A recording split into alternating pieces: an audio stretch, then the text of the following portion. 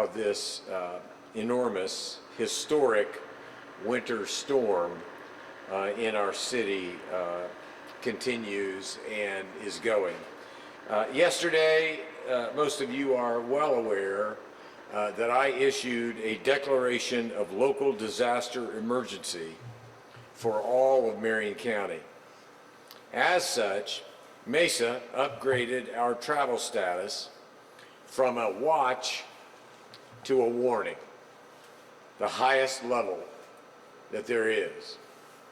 Once again, I'm advising all Indianapolis residents who are not considered essential personnel to please stay off the roads and remain indoors if possible for your own safety, and in particular for the safety of these wonderful crews who are out trying to clear the roads as efficiently and as effectively as they can, but also for the safety of our first responders across the board, for hospital medical personnel that are called upon to be out and about, going to and from work. These people all deserve our respect, and I'd simply ask the residents of the city of Indianapolis, and frankly, I'd even respectfully request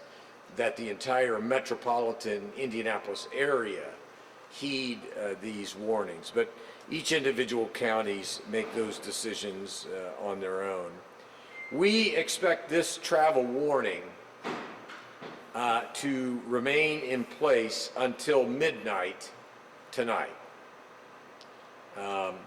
at which point we will likely return to a watch status. At that time, only essential travel, such as to and from work, will be recommended.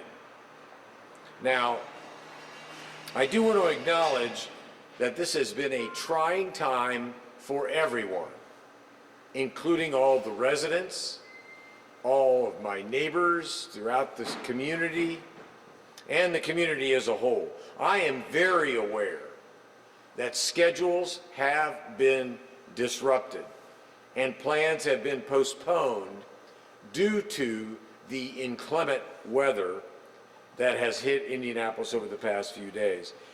To all of our neighbors who have demonstrated understanding, to all of those who have demonstrated patience in the wake of this extraordinarily severe weather, as mayor, on behalf of the entire city, I thank you.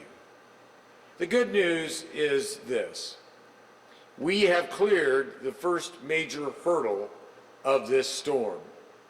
While we are dealing with sub-zero wind chill temperatures and remaining hazardous road conditions, the snowfall has ceased.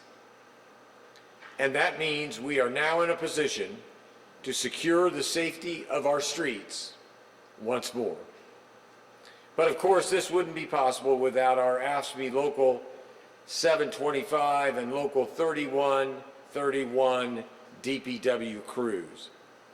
Having been out there with some of these folks just yesterday, I saw firsthand how difficult their work at a time like this truly is. So thank you to every individual out in the frigid cold right now, clearing our streets. And of course, thank you to all of our first responders. As you all well know, emergencies don't wait for the snow to clear. We are deeply grateful to have committed folks like our first responders and DPW personnel to be committed to protect our residents in vulnerable moments like this one. So that filibuster having been wrapped up, let me go ahead and hand things off to Indy DPW Director Todd Wilson, who will give us more of an update on what to expect for the remainder of today and tomorrow's morning commute. We will undoubtedly still face challenges going into Tuesday, and traveling with caution still remains necessary. But rest assured, the city is continuing to work around the clock to ensure the safest possible conditions for our community members and all of the residents of this great city we call home, Indianapolis. Director Wilson.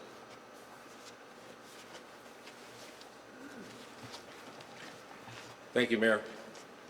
I'd first like to start by just a personal observation that I had on the way in. It is an absolutely beautiful day in the city of Indianapolis after the wake of a storm that we had just yesterday. And I'd also be remiss if I didn't acknowledge that the citizens have heeded our warnings, and people have stayed off the streets to allow our crews to do the work that they need to do today and tomorrow and going forward the rest of this week. Indy Snow Force crews have been working around the clock since late Friday, working 12-hour shifts on a rotating basis. Our team has been focused on priority 1 and 2 streets for much of the snow event. Last night, around 5 p.m., contractors began working priority 3 in residential areas, as well as assisting in our priority 2 network. At this time, contractors have 5 of the city's 9 townships about halfway completed. And based upon the amount of snowfall Indianapolis received, these groups have until early afternoon tomorrow to complete their routes. So far, I have been very pleased with the progress that we've made in Indy streets, but I acknowledge that there is still a lot of work to be done. Priority 1 streets are generally in pretty good shape, and crews have some areas down to bare pavement actually. And we got some cleanup to do around the rest of the intersections as well. Priority 2 and priority 3 streets still need some attention, but contractors are making progress. And crews assigned to bike lanes and trails are starting to make some progress as well. And to our partners at NDOT, they are continuing to make progress on interstates throughout and around our city. I want to emphasize that this is still going to take a little while.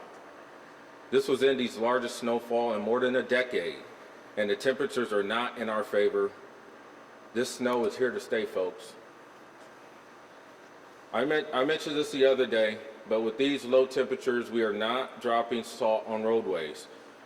It would not be effective at this time. As a result, you will not see bare pavement, and you would like to see that you would actually see in a much smaller snow event and warmer temperatures.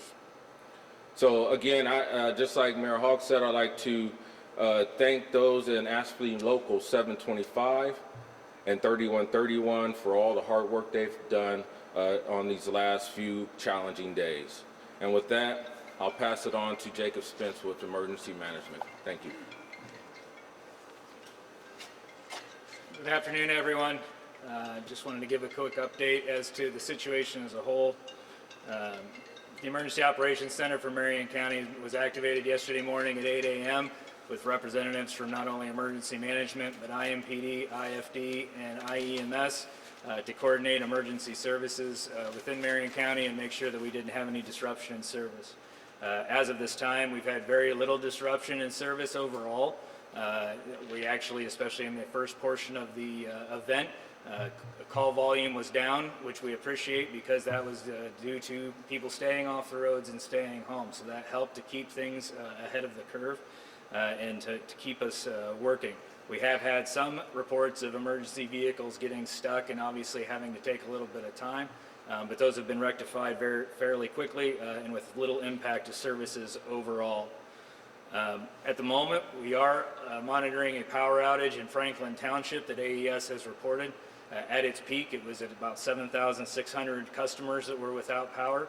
At this time, or about 10 minutes ago at least, it was down to approximately 4,000 customers without power, and they believe that that outage will be rectified and the outage will be restored within the next 30 minutes or so. So we will keep monitoring that, and if for some reason it does move on longer, we will communicate if we have to provide any assistance there. As the mayor alluded to, he will be ordering, unless something changes, or change from the warning status for travel, and we will move back to a watch status. What that means for Marion County is it means that we will go back to essential travel, to and from work if you need to go to work, healthcare, things of that nature, but just general traffic is still considered to be precluded at the time. Please stay home if you don't need to go out, if you can work remote, if there's no reason to do anything. Please stay off the roads to continue to give DPW and NDOT time to work, and especially those contractors in the neighborhoods and the side streets. My office has been working with the City of Lawrence, Speedway, Beech Grove, and Southport as well, and making sure that we're all working together to keep things coordinated and working smoothly, as well as all of the surrounding donut counties and monitoring their travel status, and then providing updates with the state of Indiana Emergency Operations Center as well. So at this time, we haven't had any major impact or any major reports of issues outside of obviously slow travel. Again, as Director Wilson said, please give the DPW crews as well as the NDOT crews room to work. As we downgrade the travel warning to a watch, we will then probably go back to an advisory for at least a day, if not longer. The sub-zero temperatures that we have at the moment are going to persist for a while. We want citizens to remember that if they get trapped out, or they get stranded in their automobile or something like that, please continue to be prepared and work through having blankets and your emergency preparedness kit within your vehicle as well as your home in case there's an issue with that. And finally, please, once we continue to lower these statuses, drive accordingly to the conditions. That is the number one thing that I think we saw this morning with some of those individuals that may or may not have should have been on the roads. Most of the incidents that we saw, especially the one that I know is on the news quite a bit on 65 and 70 there at the split, can probably be attributed to driving too fast for the conditions and then getting caught in the snow that is still there. So please drive slowly, modify, and you're going to get where you need to go, because if you don't slow down and you don't get where you need to go, then obviously it just creates more of an issue for everyone else. So at this time, I'm going to hand it over to Vince Garten from Ask Me Local. How's everybody doing today? I hear a lot of talk about the members of 725 that are out there plowing the roads, but what I would like everyone to do is give them a round of applause for the job that they're doing. The men and women of DPW, Ask Me Local 725, have been working endlessly in those streets to assure that citizens of Indianapolis have a clear path to continue to do whatever it is that they need to do to go on with their days. These same individuals are away from their families, they're away from their children, and they're away from their friends, and they are doing a job on a 12-hour shift that has not ended since Friday. So we need to be mindful of that and always be mindful of the people that actually do the job. As president, I'd like to bring up also my vice president, my chief steward, because we represent those individuals that are out there in the fields, and we stand together. We're not just as one. We stand together in a united front to make sure that the citizens of Indianapolis are able to function on a normal basis despite the conditions that they are in at the current moment. We just ask that the citizens completely understand that we need your support. Stay out of the way, be patient, and allow these individuals, the men and women of DPW, Ask Me Local 725, to do their job so they can do it effectively. That's all I have. Thank you. Questions? Mayor, I think when we came and talked to you folks, maybe it was November, December, and we talked about the impact, and I think the number you trot out was anywhere around snowfall between $7 and $12 million. I can only imagine this is going to be well above $10 million on the city budget by the time this is all clear.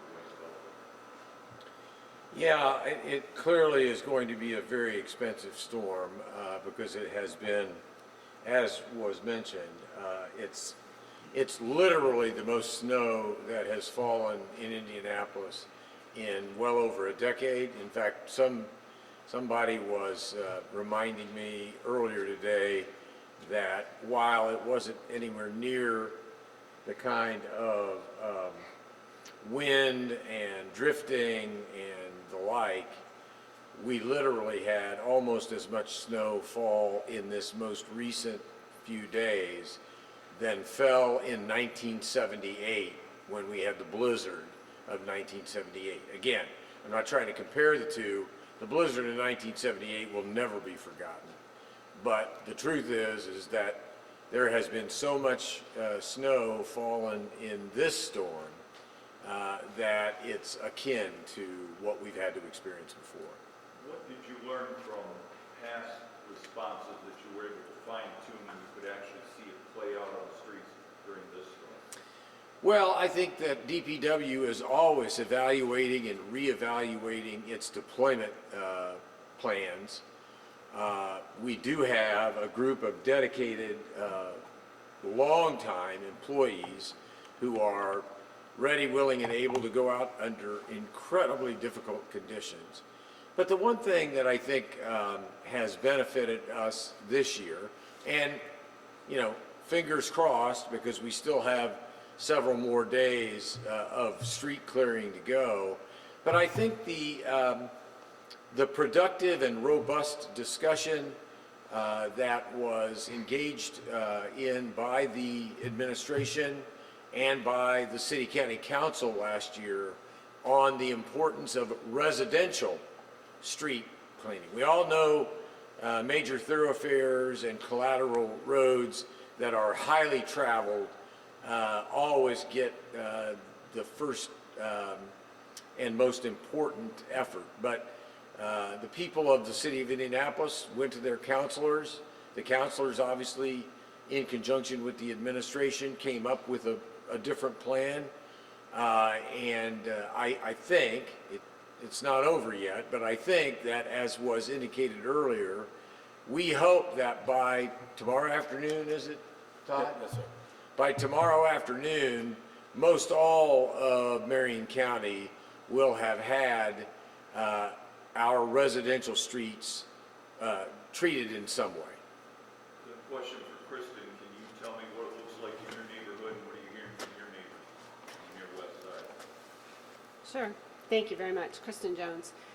I am hearing compliments. This is completely different from the last snow fight. As the mayor was indicating, the last snow fight, all 25 of our counselors, snow is not a divisive topic. We were hearing complaints about the residential streets. This time around, I am hearing compliments that the Department of Public Works is doing a phenomenal job.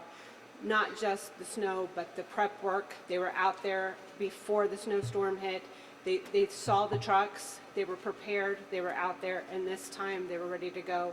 And I am getting emails, I am getting text messages, I am getting phone calls, I am getting voicemails about my street has not been plowed in 15 years. I've lived here for 30 years, my street has never been plowed. So I am not getting the complaints that I got last time in the snowstorm. I am getting phenomenal requests about this department, this administration, this council, and this team behind me, and they are kudos to them. And for a counselor who, a lot of times we get yelled at every day, and for a snowstorm for this magnitude, for a historic snowstorm, I cannot say enough about the Department of Public Works and this crew team and what they have stepped up to do in the snowstorm, and our constituents are saying that. So thank you. Accountability on the, I know we've heard talks that the city was making sure that the private contractors are actually out clearing those residential. Is that true? Do we have the city holding those contractors accountable, making sure that they were going to those neighborhoods they said they were going to be covering? The neighborhood contractors are definitely being held accountable. We do have staff monitoring each district around the county. These contractors, when they complete an area, they call it into our snow command so that we can log those, and then our monitors go out and verify that those areas have been completed. How many contractors are we talking about? What's the question? how many contractors do we have? We have 5 groups serving the 9 townships around the county. We don't have a number of how many actual contractors themselves. Like trucks per contract? How many Correct. actual trucks? Yeah, that's what I was saying. Earlier this year, in one of our earlier main storm events in December, we had a total of 110 additional plows on the road through the contractors. We do not have that number yet, but we will at the end of this snowstorm. A question for Todd, how's your gear holding up, and have any new purchases of apparatus paid off, and allow you to keep vehicles on the streets for longer shifts, not having to bring them in new screens? Of course, fighting snow and the low temperatures that we have is taxing not only on our equipment but our personnel. We began this snow fight with close to 80 trucks. We rapidly lost several trucks, and we are close to 70 now. Active on the road as our large vehicles, and then our 1 tons, we've lost 1, so we're down to 17 1 tons. Those typically do our protected bike lanes and our BRT routes. Yeah, Russ, I just simply add to that, to underscore and reemphasize what has already been said one time. I am not in a position to tell you how these storms impact the equipment. That's the professionals, and they'll do that assessment.